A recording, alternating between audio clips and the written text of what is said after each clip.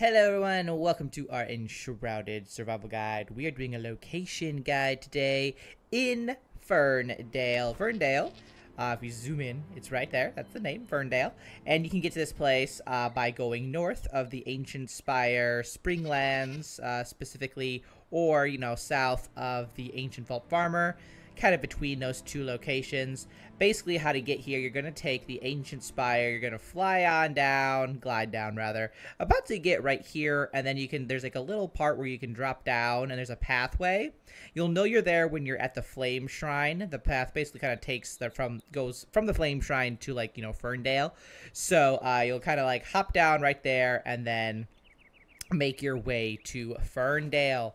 Now, this place, it's pretty, chill in regards to enemies. You might encounter some wolves by the Flame Shrine specifically, but inside the town, it's kind of, ransacked by, rats, and a lot of them. So, rats themselves aren't, the worst enemies, but when there's a bunch of them and they're all biting at you, it can do a rather significant amount of damage, especially because it kind of, stuns you a little bit.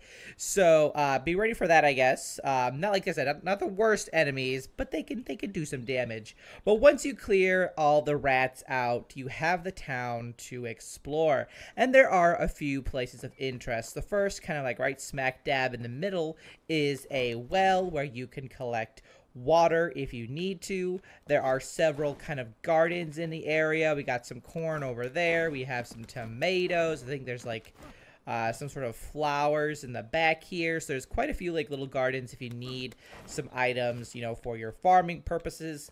There's also a repair anvil down here where you can repair your items. And behind this secret door, there is a bed where you can sleep as well if you happen to arrive here around nighttime and, you want to do a little exploring without, in the morning. Aside from that, there is a few lore pieces here too. You'll want to come to this bulletin board where we have ointments here from Balthazar, and it reads, "We are all weary and for lack of rest, but I assure you I will have more tinctures and remedies ready soon. Please be patient. You can pick them up at the tower. I notice some of you are turning towards unsavory means of protection. I beg of you to refrain from such extreme measures. Black market solutions are highly volatile and dangerous, and I wouldn't want anyone to get hurt. You can't know what consumption of such elixirs may possibly cause," which is so true. So you have that one, and then you have this guy right here, Protection Against the Shroud, which is also by Balthazar, and it reads, "The following precautions against the shroud must be taken at all times. Don't venture into valleys or near river basins. The shroud can overtake you quickly. Avoid contact. Do not breathe it, and be sure to shield your eyes. After contact, medicate immediately with approved remedies and quarantine. Please only take prescribed medication. Stay clear of the elixir. Its long-term effects are unknown." He's very, anti-elixir, which I totally get. So there's those two, and there's also an additional lore piece inside the little kind of castle tower place itself. It's going to be right back here. And it reads, "I will defend my house." And this is actually kind of a little mini quest here for you to complete called, I believe it's called Fortified.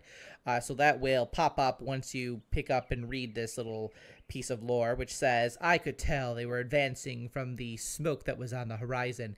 Many fled, but I stayed. They are snarling outside the door. I will hold this house as my ancestors would have done. I hid our treasure under the stone stairs. It will be safe and sound, far away from their clutches. When they come, I will be prepared." And I don't know if that's this guy, and then he died in his bed. I don't know, but I mean, maybe he did it, maybe he survived to old age and whatever. But anyway, so that basically gives you a fortified little side quest, which basically means you're gonna go down here, go down these steps. This bookcase will be in the way. We'll see if I can just, there we go. That's what it looks like. And then to open it, you're just gonna do that little skull will twist, which is so cute. And then you're gonna come into this room, and then there's this golden chest right here, which for us had these wildwood sharpbow. My backpack is full. No way. Whoa, way. I did not even realize I was carrying this much. Goodness gracious, what's this?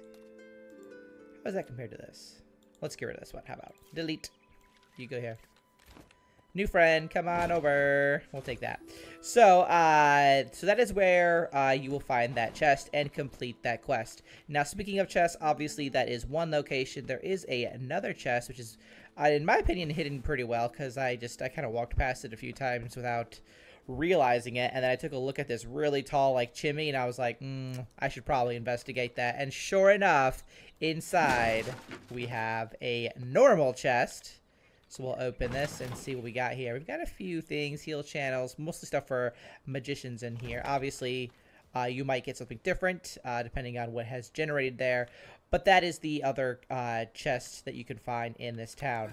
But that is about it for Ferndale. Kind of a cute little area, honestly. And on the way to the farmer, too. So it's not a bad kind of pit stop, I guess, on the way there, which is kind of like what I'm doing. I'm slowly making my way up to the farmer. We're probably going to take care of this elixir well potentially on the way, but that is Ferndale. If you guys know of any other secrets that I might have missed, do let me know in the comments.